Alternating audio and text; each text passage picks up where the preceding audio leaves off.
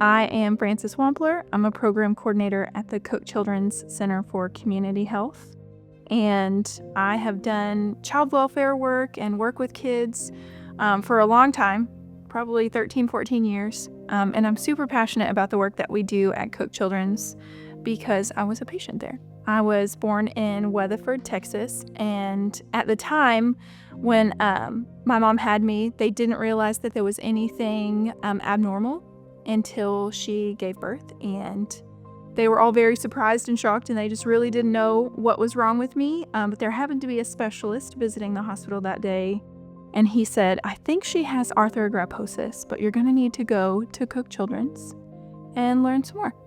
So I was diagnosed at 2 weeks old at Cook Children's with arthrogryposis multiplex congenita, which is a really long word, but just really it's all about the tightness and stiffness of your joints and muscles in 2 or more places on your body. I think it kind of helped just kind of knowing, number one, what I had, but it also kind of took away that scary part of not knowing kind of what was next, but having a support team that could help her know what the next steps were that we needed to take. And being there in the orthopedic clinic for them to say, this is what she has.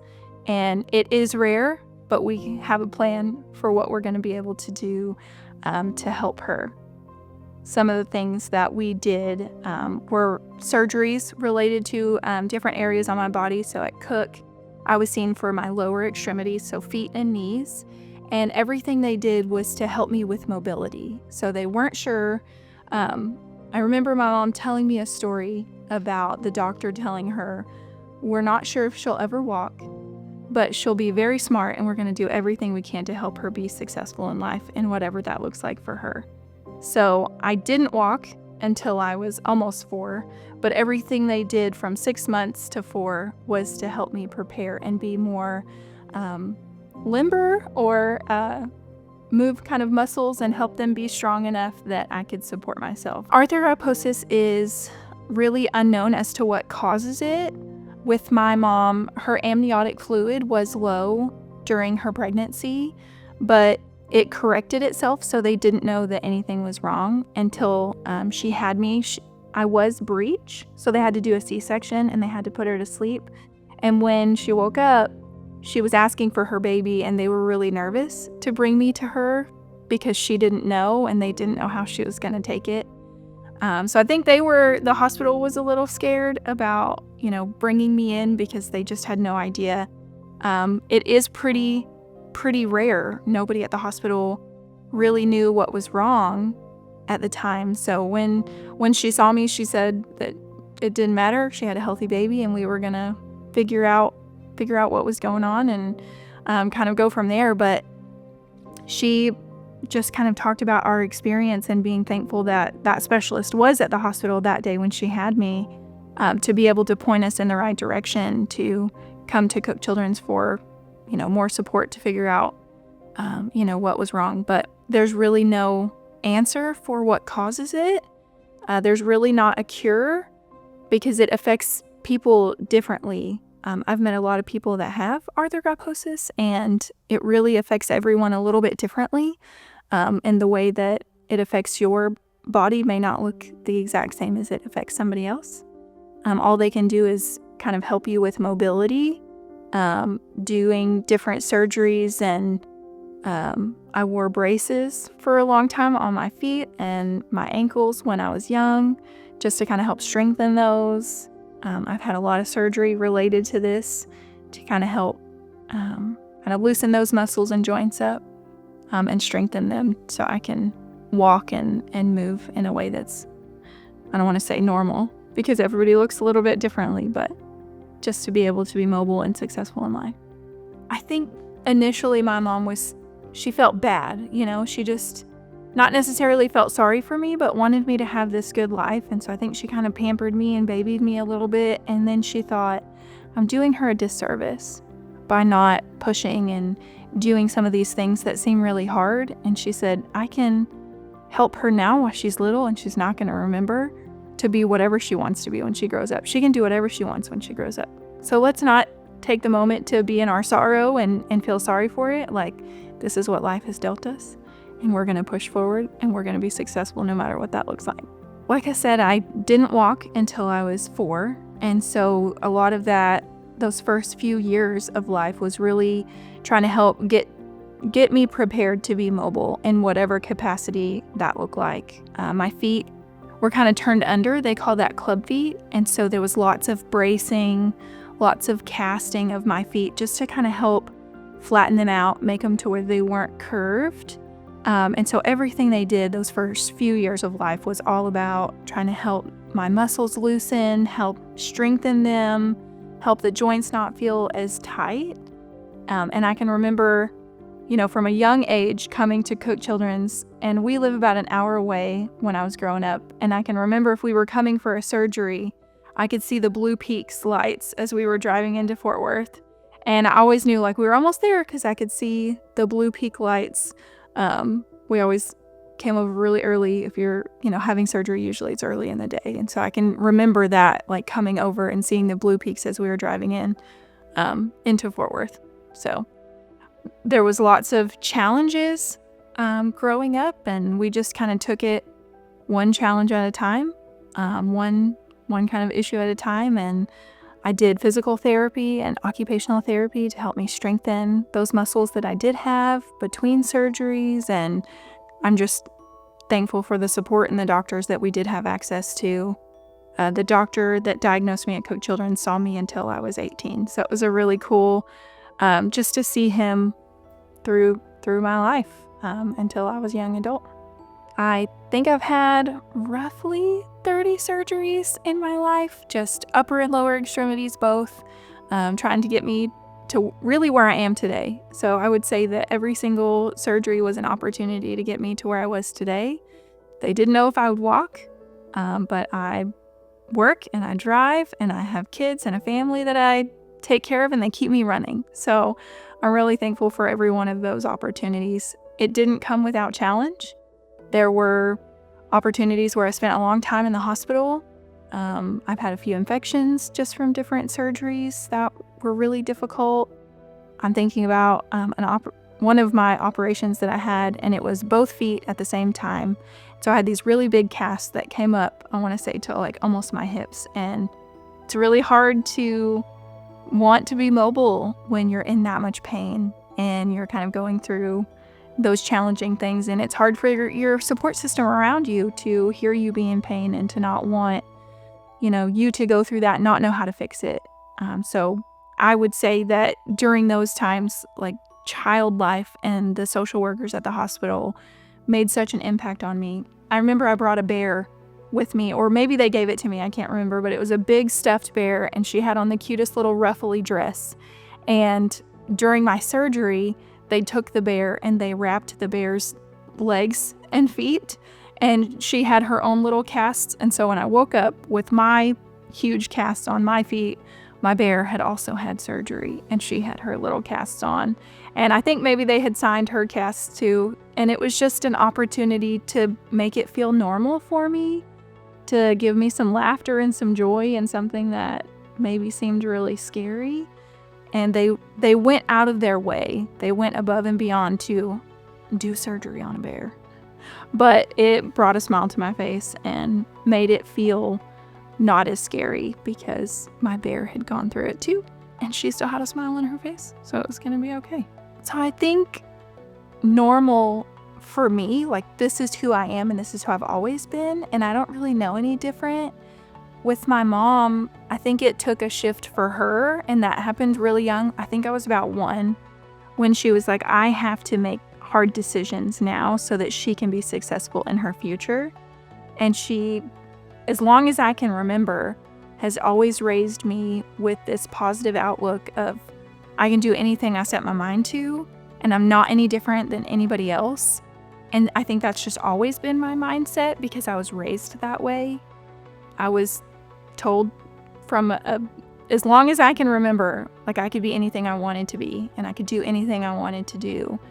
So I played soccer and I did cheerleading, and I was in anything, just about anything that I wanted to do. And I think that started at a young age because of the way that I was raised and encouraged and pushed by the people around me and from my family. There was never a time that I ever remember not feeling normal. So not only were there physical challenges, but there were also emotional and mental struggles too. I think growing up with the kids that, you see every day that knew who I was, they just kind of knew me and they just knew who I was. But then you also have those people that have never seen somebody that looks like you before, and they stare, or they don't want to play with you because you look different, or maybe they make fun of you because you walk differently than other people, and that can be really hard. It can also be really hard to spend a month in the hospital and feel like, I just don't want to do this anymore. I can't run and play like all the other kids. I can't get out of this wheelchair and I'm in pain. And so all of that really plays into that emotional side of having a disability as well. Most of the people, most of the kids around me were very accepting. I had some great teachers early on, some experiences that have stuck with me forever. But there was a new kid in our class, and I can't remember how old I was. I was pretty young, but there was a new kid in the class, and I can remember lots of stares and lots of kind of snickers, and I think that they just didn't know. They had never seen anybody that looked like me before. And I remember the teacher having a conversation with us about it's okay to ask questions. It's not okay to stare and be mean because we don't know or we're not unsure. And it's okay for me to advocate for myself and say, hey, I'm Frances and I have arthrogryposis, but that doesn't make me any different than you. And this is what that means. And we can still play and be friends and just kind of move forward that way. I would much rather somebody come up and ask, hey, I've never seen anybody that looks like you, or, tell me about your experience. And I think it all stems from that conversation. If I hadn't have had somebody to talk to me about that when I was young, I might not have known. It's okay to advocate for yourself, but it's also okay on the other side of that for kids to ask questions and be curious. If you've never seen anybody that looks a certain way, you're going to be confused and you're going to have questions. And so it's okay to ask those questions and to figure out, maybe what that person is going through and to take it the appropriate way versus like staring or picking on somebody or kind of bullying. But I think for the most part, most kids were pretty accepting. The ones that I grew up with, my whole life. Some of the newer kids, we had challenges. Kids aren't perfect, and there's ages that you go through that I think we all kind of lose our mind a little bit. Like middle school is challenging, but for the most part, everybody treated me well, and I was just like everybody else. I never slowed down, and I never thought, I can't do that. I just did it my own way. As I got older, it was definitely harder, like middle school and early high school years, when their bodies are changing and, you're getting your first little boyfriend or your first crush, or you're figuring out all of these things, and I definitely felt different. I think that was the first time that it really influenced my mental health, was feeling very different. I didn't feel like that little kid that if I want to be a unicorn today, I can, and that's okay. And if you don't think that's cool, that's on you. But I think those like middle school years and early high school were probably the most challenging for me and for others. Everybody's kind of going through those challenging years. There's lots of bullying, I think, that happens. And that can be hard. That can be challenging to keep that positive mindset and push through those things. There were challenging days for sure. I think I have a pretty positive outlook. I've come a long way, but it wasn't because it wasn't difficult. There weren't days that I didn't come home upset, or I didn't, doubt myself that I was going to make something of myself one day and I was going to be somebody. There were challenges. I didn't look like the other kids. I didn't get to do things like the other kids. I didn't look like them. I couldn't do things like they could.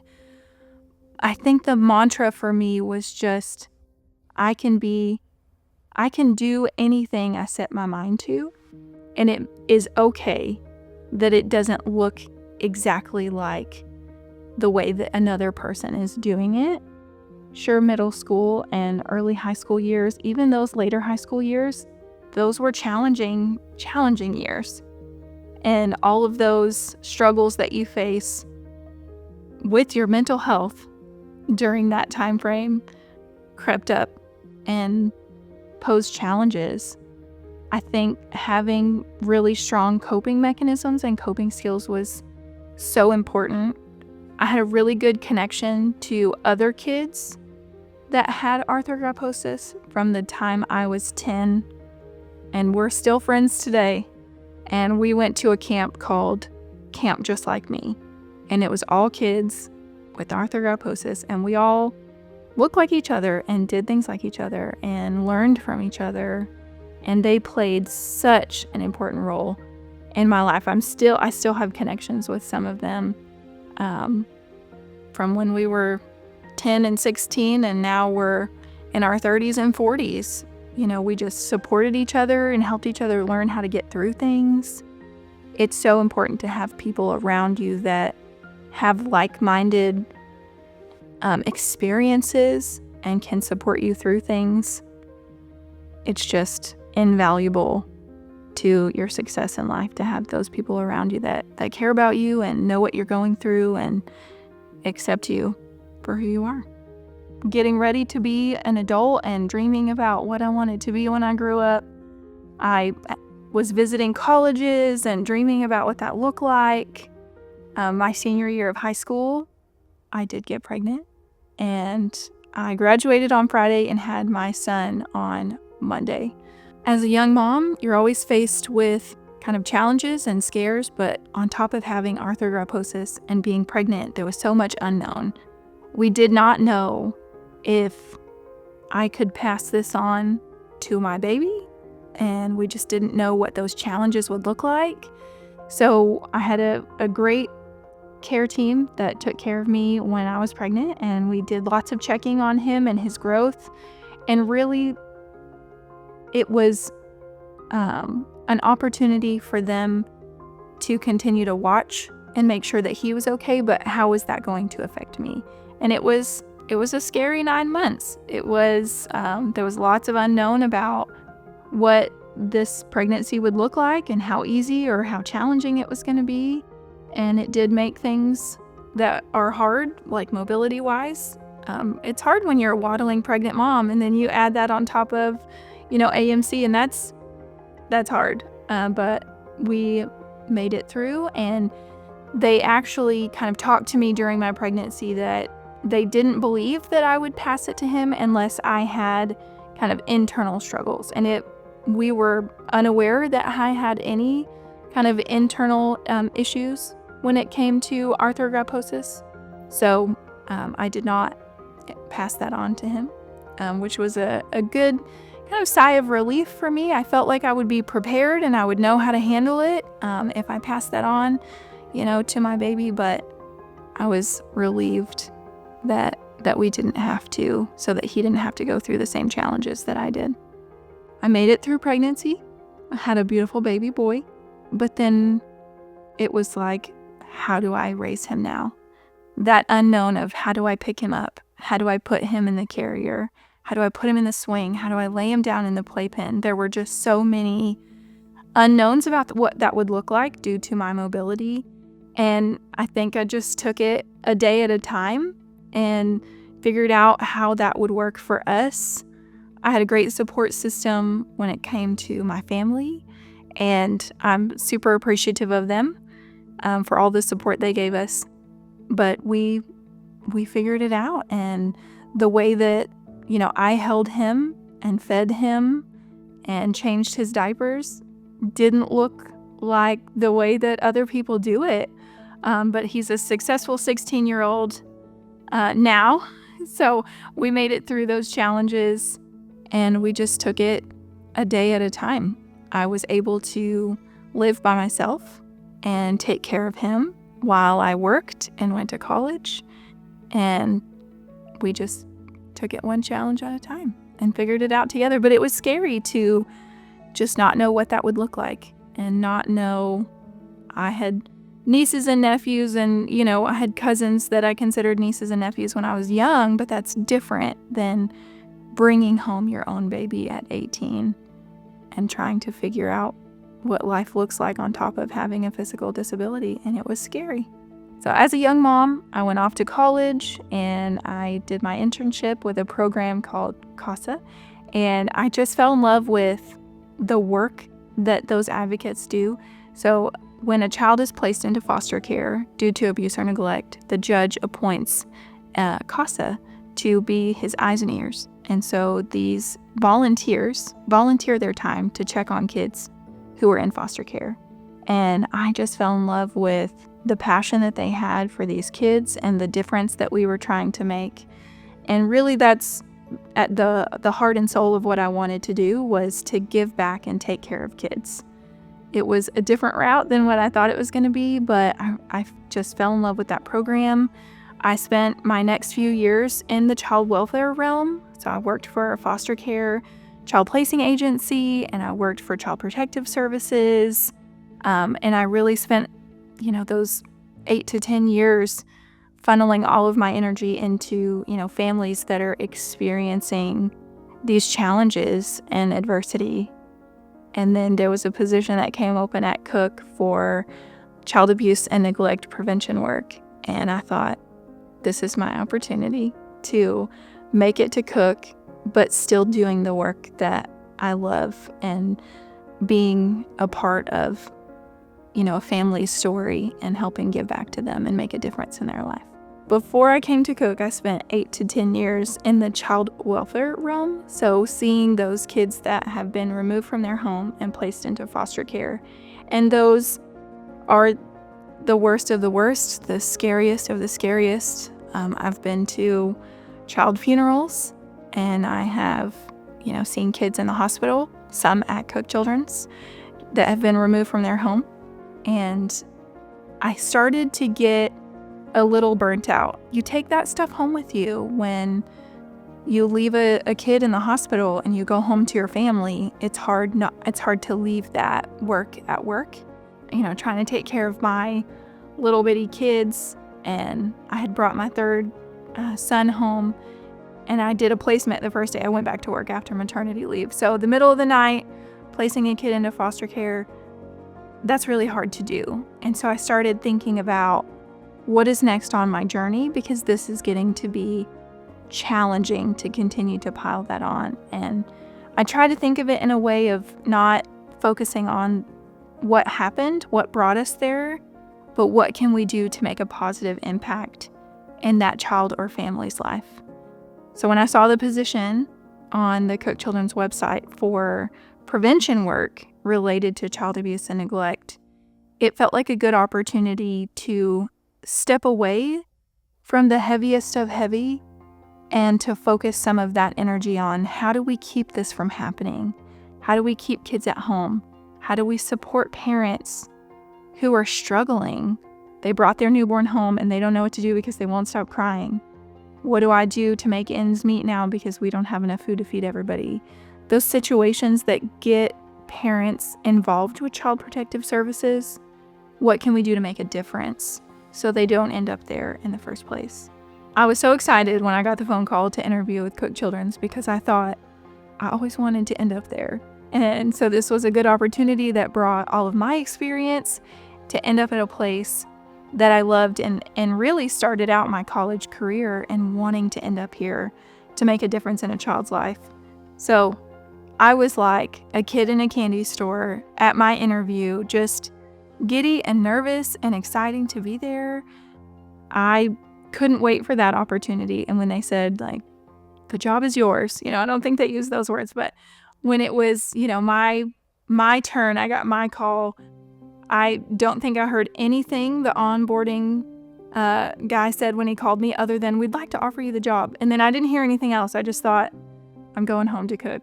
And it was an exciting time to come back and be in a different kind of area, not in the hospital, but everything we're doing is impacting children and families in our community that could potentially end up at our hospital. to have spent my first 18 years in and out of Cook Children's, to get to turn around and give back to children and families that are going to be coming to Cook was like the most exciting thing in the world. Our pinky promise at Cook is everything for the child. And I think about me as a young child, and now I get to give back to the kids that are coming in and out of our hospital every day. And it's just so exciting. I work at the Center for Community Health at Cook Children's, and we are the community health outreach and education arm. Our team focuses on adverse childhood experiences, and a part of my role is working with our mental health and resiliency kind of action team. So we get to work with partners out in the community to raise awareness about adverse childhood experiences, child abuse and neglect prevention, mental health and suicide prevention. Lots of really heavy topics, but that are so important for us to focus on. There's a lot of challenges that come with raising awareness about things, stigma related to mental health, the challenges that come with talking about child abuse and neglect prevention. It sounds really scary. There's just a lot that we do on our team to really combat that and to focus our kind of energy around raising awareness on these topics. We work with our internal partners across the system to kind of come up with messaging campaigns during April's Child Abuse and Neglect Prevention Month and May's Mental Health Awareness Month. So we take that opportunity to have consistent messaging, things that we're all saying across the system and across the community with our partners. So across the hospital, but then across the community as well. So I think with everything, I'm most proud that if I could talk to the little girl myself, Frances as a little girl, she would be so proud and excited that we made it to Cook Children's and we get to give back to families. It's not necessarily in the way that I planned on it, but it's so important, the work that we're doing. And it doesn't feel like work when you get to come in every day and do something that you're passionate about, and to know that we're helping the community and families across our 8 counties and make a difference in their life. That's what I wanted to do when I was little, was just make a difference in a child's life. And I feel like we're doing that every day. To all the people out there who may have AMC, or you're living and raising someone that has a physical disability, or you're around those people that may be struggling with something, just know that what you're going through doesn't define who you are. And I think I've said it a few times, but you can be and do anything that you want to do. And it may not look like what somebody next to you is doing, but if it, just don't get caught up in the doubt and the negative, because what you're going through doesn't define who you are. And you can do anything you set your mind to.